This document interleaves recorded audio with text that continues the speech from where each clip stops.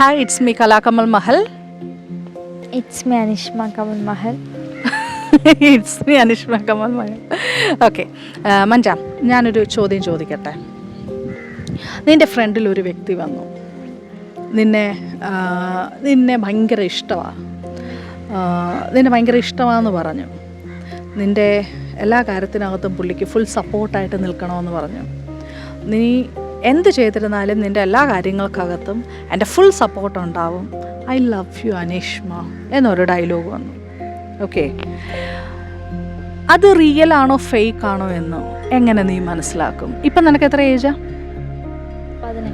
Okay, അത്യാവശ്യം line അടിക്കാനൊക്കെയുള്ള പ്രായം ആണ്. ഇപ്പോൾ 5ാം ക്ലാസ് തൊട്ടേ പിള്ളേർക്ക് ഒരു ഇൻറ്റിമസിയും കാര്യങ്ങളൊക്കെ വരുന്ന കാര്യമാണ്. ഓക്കെ, അപ്പം നിനക്ക് 18 വയസ്സായതുകൊണ്ട് നിനക്ക് ഏകദേശം കാര്യങ്ങൾ അറിയാമെന്നുള്ളത് കൊണ്ടാണ് ചോദിക്കുന്നത്. അപ്പോൾ നിൻ്റെ ഫ്രണ്ടിൽ അങ്ങനെ ഒരു പ്രോമിസുമായിട്ട് വന്ന ഒരു വ്യക്തിയെ കൂടെ നിൽക്കാമെന്ന് പറഞ്ഞ് ലവ് യു എന്ന് പറഞ്ഞ ആ വ്യക്തി റിയൽ ആണോ ഫേക്ക് ആണോ എന്ന് നിനക്ക് എങ്ങനെ മനസ്സിലാക്കാൻ പറ്റും? ഷെയർ ചെയ്യാൻ പറ്റുമോ? അതെങ്ങനെ മനസ്സിലാക്കാൻ? അനുഭവം കൊണ്ടല്ലേ മനസ്സിലാക്കാൻ പറ്റും. അനുഭവം കൊണ്ട് മനസ്സിലാക്കിയിട്ട് വരുമ്പോൾ പലതും നഷ്ടപ്പെട്ടെന്നിരിക്കും. എങ്ങനെ നിൻ്റെ ഒരു ആസ്പെക്റ്റിൽ എന്തായിരിക്കും നിൻ്റെ ആറ്റിറ്റ്യൂഡ്? ഒരു വ്യക്തി വന്ന് നിൻ്റെ അടുത്ത് പറയുക, ഐ ലവ് യു അനീഷ്മ, എനിക്ക് നിൻ്റെ പാട്ടൊക്കെ ഭയങ്കര ഇഷ്ടമാണ്, നിൻ്റെ പ്രസൻറ്റേഷൻ എനിക്ക് ഭയങ്കര ഇഷ്ടമാണ്, നീ ഭയങ്കര കാലിബറുള്ള കുട്ടിയാണ്, നിൻ്റെ എല്ലാ കാര്യത്തിനും ഞാനുണ്ടാവും, നീ ഇന്ന കാര്യങ്ങളൊക്കെ ചെയ്യണമെന്ന് പറഞ്ഞിട്ട് നിൻ്റെ അടുക്കൽ വരുവാണ്, കൂടെ ഒരു പ്രപ്പോസലും കൂടെ. അയാൾ ഫേക്ക് ആണോ ഇല്ലേ എന്ന് നിൻ്റെ ഒരു ആറ്റിറ്റ്യൂഡ് വെച്ചിട്ട്, അല്ലാന്നുണ്ടെങ്കിൽ നിൻ്റെ ഒരു മൈൻഡ് കപ്പാസിറ്റി വെച്ചിട്ട് നിനക്ക് എങ്ങനെ മനസ്സിലാവും? ഇനി ഇൻ കേസ് അത് ഫേക്ക് ആയിരിക്കട്ടെ, നീ അതിനെ എങ്ങനെ ആ ഒരു വരയ്ക്കകത്ത് കുടുങ്ങാതെ നീ എങ്ങനെ എസ്കേപ്പ് ആവും? പ്രപ്പോസൽ റിജക്റ്റ് ചെയ്താൽ പോരെ? ഓക്കെ, പ്രപ്പോസൽ റിജക്റ്റ് ചെയ്തു. അടുത്ത നിമിഷം അദ്ദേഹം പറയുകയാണ്, എനിക്ക് നിൻ്റെ ഫ്രണ്ടായിട്ട് എന്നും ഉണ്ടായിരിക്കണം. ബട്ട് അതിൻ്റെ പിന്നിൽ എന്തെങ്കിലും ഒരു ഹിഡൻ അജണ്ട ഉണ്ടായിരിക്കും. നീ എങ്ങനെ അതിനെ ഫൈറ്റ് ചെയ്യും? ഫ്രണ്ടായിട്ട് ഇരിക്കാം എന്നൊക്കെ ചോദിക്കുമ്പോൾ ഒരിക്കലും ഇല്ല, പറ്റില്ല എന്ന് പറയാൻ പറ്റില്ല. നമ്മുടെ ഒരു ക്യാരക്ടർ വെച്ചിട്ട് ചോദിക്കുമ്പോൾ ഇല്ല എന്ന് ഇങ്ങനെ എടുത്തടിച്ചതുപോലെ പറയുന്നത് ഒരു നല്ല ക്യാരക്ടർ അല്ല എന്നാണ് എൻ്റെ ഒരു. ഓക്കെ, അപ്പം നീ ഏതൊക്കെ ഏരിയയിൽ നീ സൂക്ഷിക്കും അദ്ദേഹത്തെ? നിൻ്റെ പേഴ്സണൽ ഏരിയ വെച്ച് നോക്കുമ്പോൾ ഏതൊക്കെ ഏരിയയിൽ നീ സൂക്ഷിക്കും? അദ്ദേഹത്തെ സൂക്ഷിക്കും. എൻട്രാവാണ് അദ്ദേഹത്തിന് ഒരിക്കലും നിന്നെ കബളിപ്പിക്കാനായിട്ട് നീ ഒരു ചാൻസ് കൊടുക്കാൻ പാടില്ല. അപ്പോൾ നീ ഏതൊക്കെ ഏരിയയിൽ അലേർട്ടായിരിക്കും? അത് നോക്കുവാണെങ്കിൽ എല്ലാ ഏരിയയിലും അലേർട്ടായിരിക്കും. കാരണം ഒന്നൊന്നായിട്ട് പറയൂ. അതായത് എൻ്റെ ഒരു പേഴ്സണൽ ഏരിയ ഉണ്ട്, അതിലേക്ക് ഒരിക്കലും അദ്ദേഹത്തിനെയോ ഇങ്ങനെ വരുന്ന വ്യക്തികളെ കണക്ട് ചെയ്യിപ്പിക്കത്തില്ല. ഓക്കെ, ഈ പേഴ്സണൽ ഏരിയാസ് ഏതൊക്കെയാണെന്ന് ഒരു എക്സാമ്പിൾ, ഒരു 2-3 എക്സാമ്പിൾ പറയുവാണെങ്കിൽ നിൻ്റെ പ്രായത്തിൽ തന്നെ കേട്ടുകൊണ്ടിരിക്കുന്ന വ്യക്തികൾക്കും അതിനെക്കുറിച്ചിട്ട് ഉള്ളൊരു ഇത് കിട്ടും. ഞാൻ എടുക്കുന്ന ഡിസിഷൻസ്.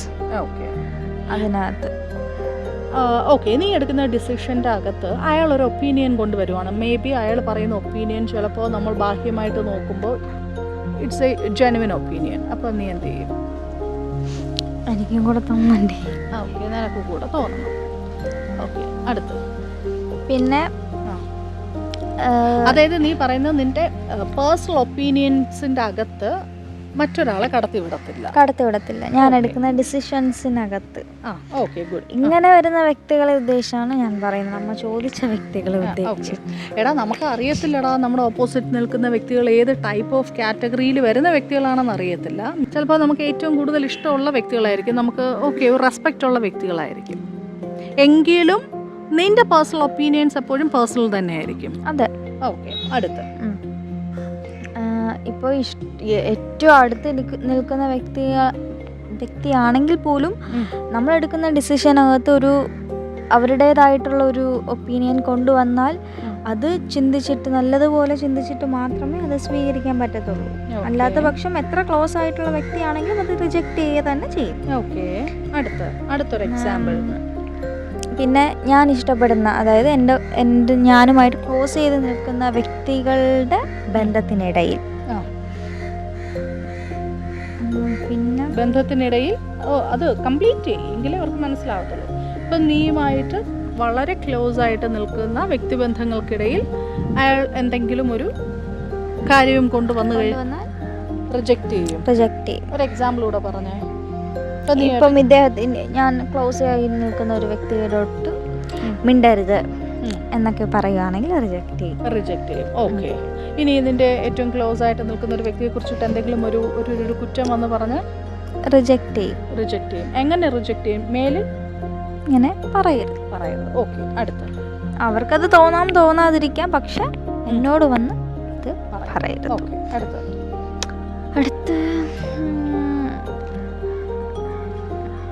ഞാൻ ചെയ്യുന്ന കോറായിട്ടുള്ള കാര്യങ്ങളുടെ ഇടയിൽ, അതായത് എൻ്റെ ഒരു ഐഡൻറ്റിറ്റി ഉണ്ടല്ലോ എനിക്ക്, ഇപ്പോൾ എൻ്റേതായിട്ടുള്ള ഐഡൻറ്റിറ്റിയുടെ ഇടയിൽ അവരുടേതായിട്ടുള്ള എന്തെങ്കിലും കൊണ്ടുവരാൻ ശ്രമിച്ച റിജക്റ്റ് ചെയ്യും.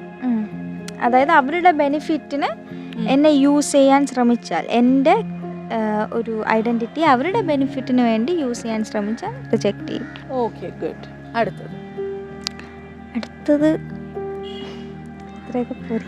നമ്മൾ ആൾക്കാർ എങ്ങനെയൊക്കെ ചൂഷണം ചെയ്യാൻ സാധ്യതയുണ്ടെന്നൊന്ന് തിങ്ക് ചെയ്ത് നോക്കും മഞ്ജ. ബോഡി, അത് വളരെ ഇമ്പോർട്ടൻ്റാ. പറയും. നമ്മുടെ ശരീരം, അത് ഏതൊരു വ്യക്തിയാണെങ്കിലും ഒരു ഡിസ്റ്റൻസ് ഇട്ട് നിർത്തുന്നതായിരിക്കും ഏറ്റവും നല്ലത്. അത് ഇനി പെണ്ണായിക്കോട്ടെ ആണായിക്കോട്ടെ. പക്ഷേ നിന്റെ ഈ ഒരു ഡിസിഷൻ ഓപ്പോസിറ്റ് ഡിസിഷൻസ് വെച്ചുകൊണ്ടിരിക്കുന്ന വ്യക്തികളുമുണ്ട്. എന്തുവാണ്? അതായത് നമ്മുടെ ബോഡി നമുക്ക് ഇഷ്ടമുണ്ടെന്നുണ്ടെങ്കിൽ ആരുമായിട്ടും വേണമെന്നുണ്ടെങ്കിൽ നമുക്ക് ഷെയർ ചെയ്യാം. ആരുമായിട്ട് മീൻസ് മനസ്സിന് ആഗ്രഹമുള്ള താല്പര്യമുള്ള 1, 2, 3 പേരാണെന്നുണ്ടെങ്കിലും വിഷയമില്ല എന്ന് പറയുന്ന കാര്യങ്ങളുമുണ്ട്, വ്യക്തികളുമുണ്ട്. അപ്പം അതിനോട് എന്താ നിന്റെ അഭിപ്രായം? അതിനോട് ഒരിക്കലും ഞാൻ അവരോട് ചെയ്യരുത് എന്ന് ഞാൻ പറയുന്നില്ല. അത് അവരുടെ ഓരോരുത്തരുടെയും വ്യക്തിപരമായിട്ടുള്ള ഇത്. പക്ഷേ സൂക്ഷിച്ചാൽ നിങ്ങൾക്ക് കൊള്ളാം എന്ന് നമുക്ക് പറയാം. പക്ഷെ അവരുടെ ഇടയിൽ കയറിയത് ചെയ്യരുത് എന്ന് നമുക്ക് തറപ്പിച്ച് പറയാൻ പറ്റില്ല. നമ്മളുടെ ഒരു ഒപ്പീനിയൻ വേണമെങ്കിൽ നമുക്ക് പറയാം. പക്ഷെ അത് നിങ്ങൾ കേട്ടേ പറ്റുള്ളൂ എന്നൊന്നും നമുക്ക് പറയാൻ പറ്റത്തില്ല. ഓക്കെ. അതായത് നമ്മുടെ ബോഡി എന്ന് പറയുന്നത്, നീ അങ്ങോട്ട് പോലെ ഫ്രെയിം ഔട്ട് ആയി പോകും, ഇങ്ങോട്ട് വാ. അതായത് നീ പറയുന്നത് നമ്മുടെ ബോഡീനെ ഒരു യൂസ് ആൻഡ് ത്രോ സെഗ്മെന്റിലേക്ക് തള്ളിയിടരുത്. അതെ. ഓക്കെ. അടുത്ത് വേറെ എങ്ങനെയൊക്കെ ആൾക്കാർക്ക് നമ്മളെ പറ്റിക്കാം, ഇല്ലെന്നുണ്ടെങ്കിൽ നമ്മളെ ചൂഷണം ചെയ്യാം? അടുത്ത്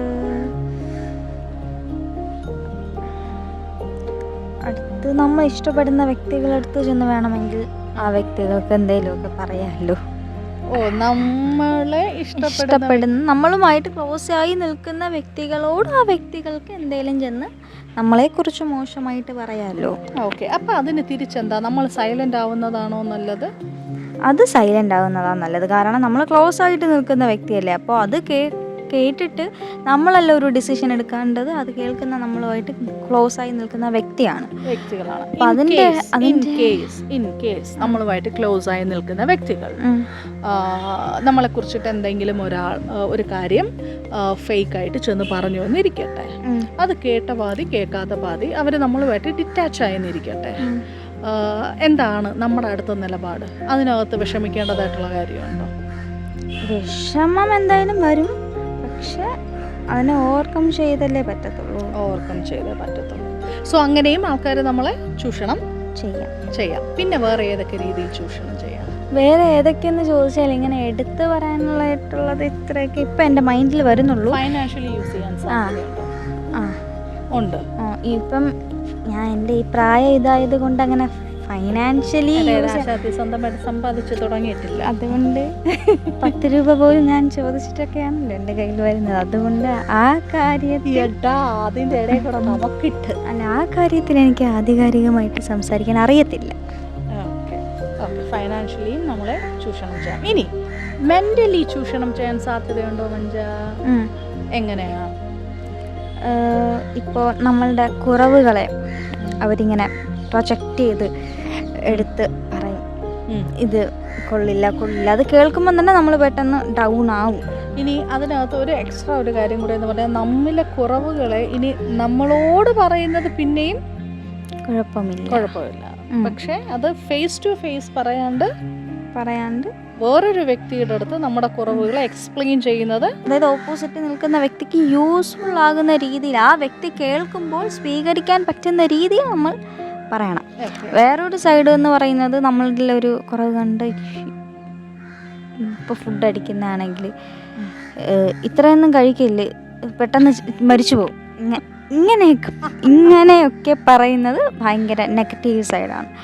ഇത്ര ഫുഡൊന്നും കഴിക്കരുത്, എന്ത് തടിയാണ് എന്നൊക്കെ ഇങ്ങനെ ഒരുമാതിരി നമ്മളിങ്ങനെ ഡൗൺ ആക്കാൻ വേണ്ടിയിട്ട് പറയുന്ന രീതിയിൽ പറയുന്നതാണ് അതിൻ്റെ നെഗറ്റീവ് സൈഡ്. അപ്പോൾ ഫേസ് ടു ഫേസ് പറയുന്നതിലും 2 രീതിയുണ്ട്.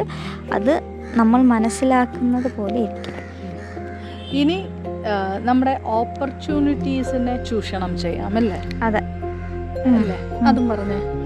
അതായത് നമുക്ക് വന്നു ചേരുന്ന ചില ഓപ്പർച്യൂണിറ്റീസിനെ അതിൻ്റെ ഇടയിൽ കയറി അവർക്ക് വേണമെങ്കിൽ അതിനെ മാറ്റാം.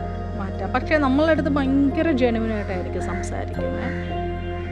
അതാണ് ഞാൻ നേരത്തെ പറഞ്ഞത്, നമുക്കൊരു പേഴ്സണൽ ബൗണ്ടറി ഉണ്ടായിരിക്കണം. അത് ആരുടെ മുൻപിലും ആർക്കും ആ പേഴ്സണൽ ബൗണ്ടറിക്കകത്ത് കടക്കാനായിട്ട് അനുവാദം കൊടുക്കരുത്.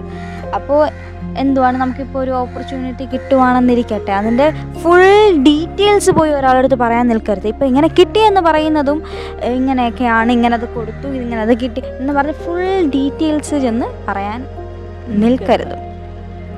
അതുപോലെ ശ്രദ്ധിക്കേണ്ട മറ്റൊരു കാര്യം, നമ്മുടെ പാസ്റ്റ് അല്ലാന്നുണ്ടെങ്കിൽ നമ്മുടെ ലൈഫിൽ വന്നിട്ടുള്ള മിസ്റ്റേക്സ് അത് സങ്കടം കൊണ്ട് ആരടുത്തും ഷെയർ ചെയ്യാനായിട്ട് നിൽക്കരുത്. ഷെയർ ചെയ്യാം, ഏറ്റവും പ്രിയപ്പെട്ട, ഏറ്റവും വേണ്ടപ്പെട്ട, നമ്മൾ അത്രയും പ്രൊട്ടക്റ്റ് ചെയ്യുന്ന ആൾക്കാരോട് ഷെയർ ചെയ്യാം. പക്ഷെ പെട്ടെന്നൊരു സുപ്രഭാതത്തിൽ ഒരാൾ വന്നിട്ട് ഒരു സ്നേഹം തരികയാണ്, അല്ലെങ്കിൽ ഒരു സപ്പോർട്ട് തരികയാണ്, അങ്ങനെയുള്ള ഒരു വ്യക്തികളോടും നമ്മൾ എന്ത് ചെയ്യാൻ പാടില്ല? നമ്മളുടെ പാസ്റ്റ് പറയാനായിട്ട് ഷെയർ ചെയ്യരുത്. ഭയങ്കര ആപത്താണ്. കാര്യം അവരുടെ കാൽക്കുലേഷൻ നമ്മൾ വിചാരിക്കുന്നതിനേക്കാളും നേരെ ഓപ്പോസിറ്റാണ്. ഒരിക്കലും നമ്മളോടുള്ള ഒരു അകമഴിഞ്ഞ സ്നേഹമോ അല്ല എന്നുണ്ടെങ്കിൽ നമുക്ക് വേണ്ടി ആരെയും വിട്ടു തരത്തില്ല. ഇപ്പം മഞ്ജ എൻ്റെ മകളാണ്, ബട്ട് എനിക്കൊരിക്കലും മഞ്ജയ്ക്ക് വേണ്ടിയിട്ട് എൻ്റെ ഫുൾ ലൈഫ് എനിക്ക് കൊടുക്കാൻ പറ്റത്തില്ല. അവൾക്ക് എന്തെങ്കിലും ഒരു ആവശ്യമുണ്ട് എന്നുണ്ടെങ്കിൽ ഞാൻ കൂടെ നിൽക്കും. പക്ഷേ ഒരമ്മ എന്ന് പറയുന്ന ലെവലിൽ ഞാൻ കൂടെ നിൽക്കുമ്പോഴും ചില സമയം എനിക്ക് എൻ്റേതായിട്ടുള്ള ചില പരിമിതികളും ഉണ്ടായിരിക്കും. ഒരു എക്സാമ്പിൾ എങ്ങനെ പറയാൻ പറ്റും, ചില വ്യക്തികളുടെ ലൈഫിനകത്തൊക്കെ ചിലർ ഭയങ്കര ഒരു പോസിറ്റീവ് പ്രോമിസും കൊണ്ടായിരിക്കും അല്ലേ വരുന്നത്. നീ എത്ര പോസിറ്റീവായിട്ടുള്ള പ്രോമിസ് ഉണ്ട് എന്നുണ്ടെങ്കിലും നമുക്കതിനെ ഇങ്ങനെ പറയാം, ഏതൊരു വ്യക്തിയും നീ എത്ര പ്രിയപ്പെട്ടതാണെന്നുണ്ടെങ്കിലും ഒരു വ്യക്തിയുടെ ലൈഫ് തീർന്നു പോയി കഴിഞ്ഞാൽ അയാളുടെ ആ ഒരു 6 അടി മണ്ണിൻ്റെ അതുവരെ കൂടെയുള്ള എത്ര പ്രിയപ്പെട്ട വ്യക്തികളും പോകത്തില്ല. കാര്യം അവരവർക്ക് ആരാ ഇമ്പോർട്ടൻറ്റ്? അവരവർ തന്നെയാണ്. മഞ്ചാടിക്ക് ആരാ ഇമ്പോർട്ടൻറ്റ്? മഞ്ചാടിയാണ് ഇമ്പോർട്ടൻറ്റ്. എനിക്ക് ഞാനാണ് ഇമ്പോർട്ടൻറ്റ്. അതിനിപ്പോൾ എത്ര ഒട്ടും വിട്ടുപിരിയാൻ പറ്റാത്ത റിലേഷൻ ആണെന്നുണ്ടെങ്കിൽ പോലും എല്ലാത്തിനും ഒരു പരിധിയുണ്ട്. അപ്പോൾ നമ്മൾ അന്ധമായി വിശ്വസിക്കരുത്. കാര്യം നമ്മുടെ അടുക്കൽ വരുന്ന എല്ലാ വ്യക്തികളും നല്ല വ്യക്തികളായിരിക്കണമെന്നില്ല. നമ്മളോട് ചിരിച്ചു കാണിക്കുന്ന എല്ലാ വ്യക്തികളും നല്ല വ്യക്തികളായിരിക്കണമെന്നില്ല. ചിരിച്ചുകൊണ്ട് കഴുത്തറക്കുന്ന വ്യക്തികളും നമുക്കിടയിൽ കാണുമെന്നല്ല, കാണും എന്ന് പറഞ്ഞു കഴിഞ്ഞാൽ മേ ബി എന്ന് പറയുന്ന ഒരു ഇതിലായിപ്പോൾ, പക്ഷേ ഉണ്ട് അത് പക്ക ഉണ്ട്. സോ നമ്മൾ സൂക്ഷിക്കേണ്ടത് എപ്പോഴും ആര് തന്നെയാണ്? നമ്മൾ തന്നെയാണ്. പ്രത്യേകിച്ചും നമ്മുടെ കുഞ്ഞ് മക്കളൊക്കെ ആണെന്നുണ്ടെങ്കിൽ നിങ്ങളുടെ ലൈഫിനെ വളരെ സേഫായിട്ട് വളരെ പ്രൊട്ടക്റ്റ് ചെയ്ത് ഒരു മനുഷ്യനും നിങ്ങളുടെ ലൈഫിനെ ചൂഷണം ചെയ്യാൻ പറ്റാത്ത രീതിയിൽ നിങ്ങളെപ്പോഴും അലേർട്ടായിട്ടിരിക്കുക. ഒരു പേഴ്സണൽ ബൗണ്ടറി സെറ്റ് ചെയ്യുക. ആ ബൗണ്ടറിക്കകത്ത് നിങ്ങളുടെ അപ്പനും അമ്മയും നിങ്ങളുടെ ബ്രദേഴ്സും സിസ്റ്റേഴ്സും മാത്രം മതിയെന്നേ. അതുപോലെ തന്നെ സ്ത്രീകളോടും എല്ലാ വ്യക്തികളോടും പറയുവാണ്, ചിരിച്ച് 2 വാക്ക് സ്നേഹത്തിൽ സംസാരിച്ചു എന്ന് പറഞ്ഞ് അതിൻ്റെ അർത്ഥം നിങ്ങൾക്ക് വേണ്ടി അയാൾ ജീവിക്കുന്നു എന്നുള്ളതല്ല. എല്ലാവരും ജീവിക്കുന്നത് അവരവർക്ക് വേണ്ടി തന്നെയാണ്. സോ സൂക്ഷിച്ച് ദുഃഖിക്കണ്ട. നീ എന്തെങ്ങനെ ഇരിക്കണം ദുഃഖഭാവത്തിൽ? എൻ്റെ മുഖം ഞാൻ അമ്മയ്ക്ക് ഈ സ്റ്റാൻഡും ഇതൊക്കെ കൊണ്ട് വയ്ക്കാനാണ് ഞാൻ ഈ ടെറസിൽ വന്നത്. പക്ഷെ എൻ്റെ ഡ്രസ്സ് ബ്ലാക്ക് ആയതുകൊണ്ട് മാച്ച് ആവുമെന്ന് കരുതി എന്നെ ഇങ്ങനെ പിടിച്ചിരുത്തിയിരിക്കുവാണ്. പക്ഷേ ഇതൊക്കെ ഉള്ളൂ നമ്മളിപ്പോൾ നമ്മുടെ ലൈഫിനകത്ത് നമ്മുടെ അല്ലേ എല്ലാ ഡേ ബൈ ഡേ നമ്മുടെ ഓൾമോസ്റ്റ് ഡേയ്സിനകത്ത് നമ്മളിങ്ങനെ കാര്യങ്ങൾ ഡിസ്കസ് ചെയ്യാറുണ്ട്. നമ്മുടെ ചുറ്റും നടക്കുന്ന പല കാര്യങ്ങളും നമുക്ക് ഇഷ്ടപ്പെടുന്ന കാര്യങ്ങളല്ല. ഇങ്ങനെയുള്ള ഫേക്ക് പ്രോമിസിൻ്റെ അകത്ത് വീഴുന്ന ഒരുപാട് ആൾക്കാർ സൂയിസൈഡ് അറ്റംപ്റ്റ് നടത്തുന്നുണ്ട്. ചില ആൾക്കാരെ വിശ്വസിച്ച് ഇറങ്ങിപ്പോയിട്ട് അവിടവുമില്ല ഇവിടവുമില്ലാതെ നിൽക്കുന്ന വ്യക്തികളുണ്ട്. രക്ഷപ്പെടാൻ പറ്റാണ്ട് ചക്രശ്വാസം വലിക്കുന്ന വ്യക്തികളുണ്ട്.